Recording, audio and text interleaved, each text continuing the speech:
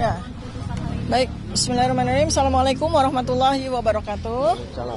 Hasbunallah wa ni'mal wakil, nikmal maula wa ni'man nasyir. Ya, dua perintah Allah Subhanahu wa taala itulah yang selama sidang di Pengadilan Negeri Jakarta Timur selalu saya sampaikan. Ya, jadi apapun yang terjadi itu semua adalah kehendak Allah, ya, dan memang dari sejak awal juga ketika kemudian tanggal 22 Juni 2026 pelimpahan berkas perkara saya sudah dilimpahkan dari Polda Metro Jaya ke Kejaksaan Negeri Jakarta Selatan, dan kemudian sudah disampaikan juga tentang jadwal sidang yang sudah kami jalankan selama 4 kali dan kemudian menghasilkan amar putusan, di mana pada amar putusan itu kami dinyatakan bebas demi hukum. Kami terima itu sebagai sebuah kemenangan, di mana Allah sendiri sudah selalu katakan ya bahwa dunia ini kan permainan dan senda gurau ya. Jadi kami waktu itu menang. Sekarang kami pengajuan kami pada pra pengadilan ini tidak diterima, ya itulah yang terjadi ya. Jadi kita tetap saja, kita semangat, kita tetap optimis ya, kita tetap dengan gembira dan bahagia menjalankan terus proses hukum ini ya dengan penuh semangat, semata-mata bukan karena saya ingin bebas, bukan, semata-mata karena menjalankan apa yang menjadi amanah dari Allah Subhanahu wa taala ya. Jadi kalau memang saya ini menjadi wasilahnya untuk menegakkan keadilan dan kebenaran pada proses perkara hukum yang kita nanti-nantikan selama bertahun-tahun ini, maka insya Allah dengan bismillah kita jalankan bersama. Karena sebetulnya pada dasarnya adalah inti dari perkara hukum yang menimpa saya ini adalah bagaimana seluruh masyarakat Indonesia itu bisa mendapatkan sebuah kejelasan yang sejelas-jelasnya ya mengenai apa yang selama ini menjadi polemik, yaitu dugaan ijazah palsu mantan Presiden ke-7 Joko Widodo. Dan ketika kemudian sidang pokok perkara ini bisa kita jalankan, ini adalah sebuah kesempatan bagi kita. Tapi sekali lagi saya katakan berkali-kali dalam 470 hari ini ya, bahwa kami sudah melakukan penelitian terhadap 709 dokumen ya, malah ditambah ya, ada beberapa tambahan dokumen lagi, 712 dokumen tepatnya, dan yang sudah diperiksa itu ada 148 saksi, itu sudah kami teliti dengan sangat seksama. Dan dengan senang hati nanti kami sampaikan ya bersama dengan kesaksian para saksi, ada charge maupun para ahli ya di persidangan, andai kata memang sidang pokok perkara harus kami jalankan. Tapi untuk diketahui ya bahwa pada minggu ini ya, tanggal 18 Agustus 2026 kami juga sudah mengajukan pra-peradilan yang kedua ya. Kami sudah siapkan karena ada 2 pasal selundupan yang berkali-kali kami sampaikan ya.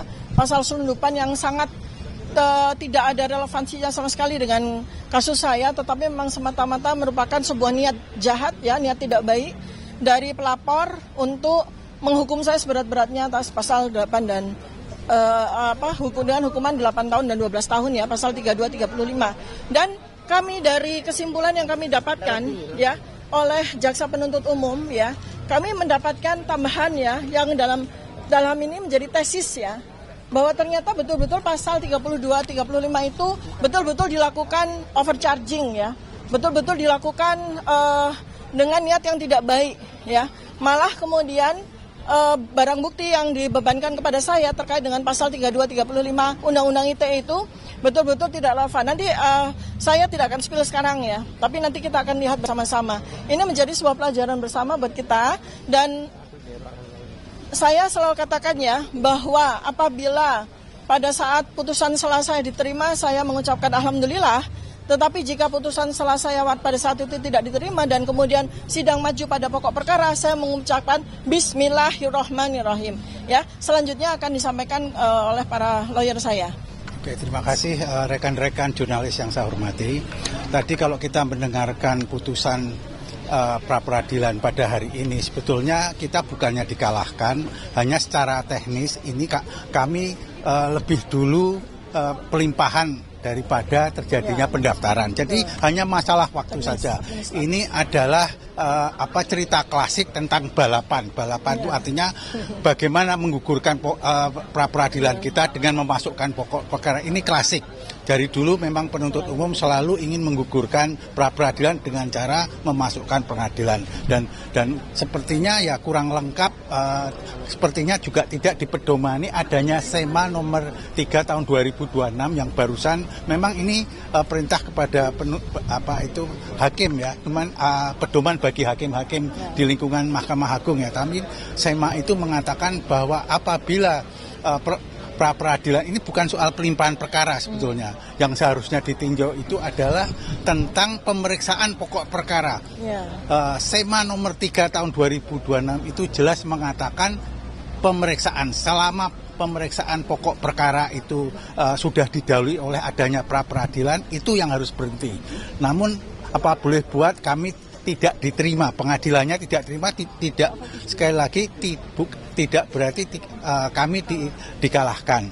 Hal yang lain sehingga pertimbangan soal pasal 75 ayat 4, terus kemudian 206 ayat 1 dan 2 itu tidak menjadi pertimbangan bahwa seharusnya kalau penuntut umum itu akan memperbaiki surat dakwaan harus didahului adanya kesempatan yang diberikan oleh hakim untuk melakukan. Nah ini tanpa adanya itu sehingga kita akan terus ambigu soal pasal 75 ayat 4 KUHP ini. Itu yang pokoknya karena pra-peradilan ini ditolak begitu saja di depan pintu, maka kasus ambiguitas tentang ketidakjelasan pasal 75 ayat 4 itu adalah terus menggantung. Begitu stand kami. Saya tambahkan ya. Ya, tadi hakim juga merujuk ke SEMA yang baru tanggal 8. Iya. Nomor 3 tahun 2026 yaitu kalau nggak salah tanggal 18 Agustus dan sebagainya. Sebenarnya kalau itu dirujuk, kan ini kan tinggal pembacaan putusan ya. Harusnya tidak merujuk ke sana karena tidak ada aturan yang berlaku surut gitu loh. Nah itu yang kami lihat itu bagaimana peraturannya baru keluar diperlakukan pada perkara kami.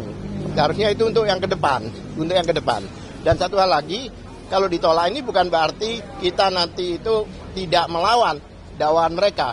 Kami tetap akan melawan dakwaan mereka dan mudah-mudahan putusannya akan sama seperti diterima ya, meskipun itu di akhir nanti. Nah, banyak orang menduga bahwa memang dibuat seperti itu agar apa? Agar pokok perkaranya nanti hilang. Dugaan orang ya.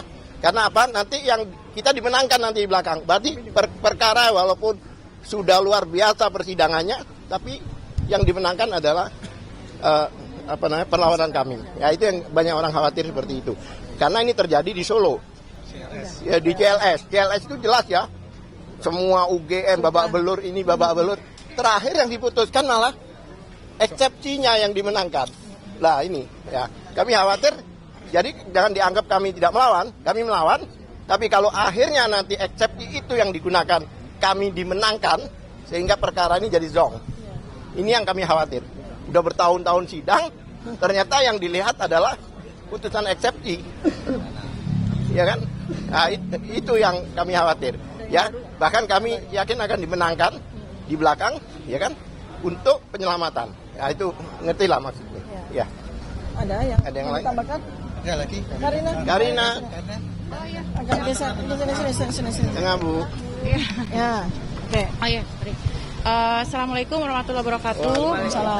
Kami ucapkan terima kasih untuk Pengadilan Negeri Jakarta Selatan, juga awak media dan juga masyarakat yang sudah hadir mengikuti jalannya proses persidangan ini.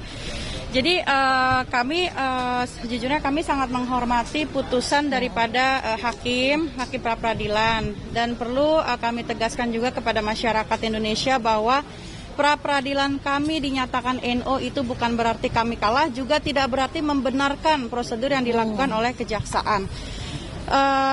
NO ini hanya saja bahwa permohonan kami tidak diperiksa itu saja, dan ini akan berlanjut lagi. Oleh karena itu janganlah kita bangun narasi-narasi di luar sana yang seolah-olah tuh melalui putusan ini itu menyatakan bahwa seluruh proses terhadap Dr. Tifa ini gugur gitu.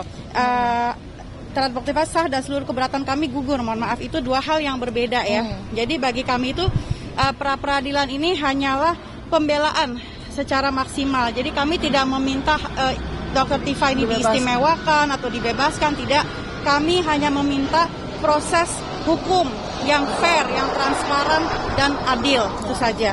Jadi hari ini bukan akhir dari perjuangan kami, melainkan hari ini satu pintu pra-peradilan telah selesai, tapi pengujian terhadap perkara ini belum selesai. Jadi kembali lagi ke Pak Katiri dan Ibu Tifa. Terima kasih. Ya, terima kasih Bu Karina. Jadi saya tambahkan sekali lagi ya bahwa supaya seluruh media dan masyarakat Indonesia memahami betul ya langkah-langkah yang dilakukan oleh saya dan tim pembela Dr. Tifa ya, tim advokat saya, bahwa memang dari awal kami sudah mempersiapkan untuk sidang pokok perkara. Tapi mengapa kami kemudian mengajukan pra-peradilan? Karena memang ada sesuatu yang dibelotkan ya. Sekali lagi ada sesuatu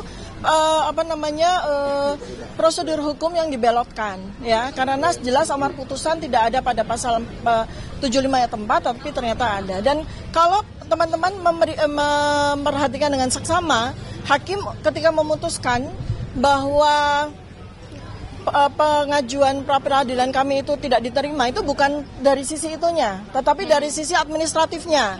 Kami dinyatakan terlambat, itu aja. Jadi bukan pada sisi kami ingin membenarkan itu. Maka sekali lagi perjuangan saya ini bukan soal perjuangan saya pribadi, tapi perjuangan menegakkan keadilan dan kebenaran. Karena bagi kami pasal 75 ayat 4 yang digunakan itu yang tidak sesuai dengan amar putusan itu menggantung dan perlu sekali ada peninjauan dari sisi hukum. Karena itu maka kami akan bergerak untuk melakukan judicial review kepada MK terkait dengan penerapan pasal 75 ayat 4 yang menggantung. Dan kemudian juga bagaimana nanti seperti yang tadi disampaikan Pak Al-Katiri, kekhawatiran beliau, kekhawatiran kami semua ya, bahwa kalau melihat dari surat dakwaan itu jelas ditolak ya, surat dakwaan yang di sidang pokok perkara di di PN Jakarta Timur ya, itu sudah ditolak. Artinya kalau mereka akan memperbaikinya lalu kemudian mengajukan lagi pada sidang, maka yang menjadi prediksi bagi kami bahwa sidang akan berlangsung. Sidang akan berlangsung ya, pertama pada sidang yang pertama adalah pembacaan surat dakwaan yang sudah diperbaiki oleh JPU. Lalu kemudian pada minggu kedua kami diberikan hak perlawanan. Tetapi pada minggu ketiga tidak seperti pada sidang yang lalu. Hakim memutuskan menerima atau menolak, tetapi nanti keputusan itu di akhir sekali. Ketika sidang pokok perkara berjalan, yang ya kalau melihat dari 148 saksi, ada 712 dokumen, itu akan makan waktu kurang lebih 3 tahun. Jadi posisi saya akan menggantung sebagai terdakwa selama 3 tahun untuk akhirnya dimenangkan gitu loh. Ya, seperti itu. Kejadiannya seperti itu. Kenapa? Karena materi dari surat dakwaan itu sama, malah kurang 10 halaman. Jadi surat dakwaan pertama di mana ditolak, dinyatakan bebas demi hukum, batal demi hukum itu 57 halaman. Tapi ketika kemudian mereka perbaiki itu hanya tinggal 46 halaman. Jadi kita sudah bisa memprediksi bahwa nanti surat dakwaan itu pun akan ditolak. Tapi ditolaknya bukan pada minggu ketiga atau pada sidang ketiga, tapi nanti akhir. Bayangkan, akan terjadi sebuah penyanderaan saya sebagai terdakwa selama bertahun-tahun untuk akhirnya dimenangkan coba. Nah itu juga materi kedua yang nanti akan kami judicial review-kan pada MK. Ya, jadi kita akan terus berjalan secara paralel demi untuk tegaknya keadilan dan kebenaran di bumi Indonesia tercinta ini. Ya, jadi itu perjuangan bukan karena kami ingin mengulur-ngulur. Jadi intinya ketika pra-peradilan kami ditolak karena persoalan administratif, ya sudah. Kami mengajukan pra-peradilan kami yang kedua karena ada pasal selundupan 3235 yang harus diuji terlebih dahulu sebelum sidang pokok perkara. Ya, kalau kemudian dinyatakan diterima, alhamdulillah, artinya 3235 tidak relevan untuk di pokok peradilan kan. Tetapi kalau kemudian ditolak, ya sudah kita akan maju, kita akan kita fight, akan kita pertarungkan akan kita melawan, akan kita terus melakukan perlawanan di sidang pokok perkara. Supaya apa? Kembali lagi supaya pasal-pasal selundupan Undang-Undang ITE yang sangat tidak relevan itu tidak lagi diberlakukan kepada warga negara Indonesia yang lain. Ya, cukup saya sebagai sebuah exercise buat kita semua, bukan untuk saya secara pribadi.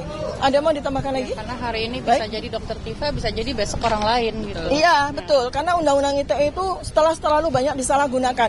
Seperti yang sekarang sedang paralel terjadi ya di Banjarmasin dan di Kalimantan ya, yang terjadi pada Babe Aldo. Itu juga penyalahgunaan atau overcharging ya terhadap pasal 3235.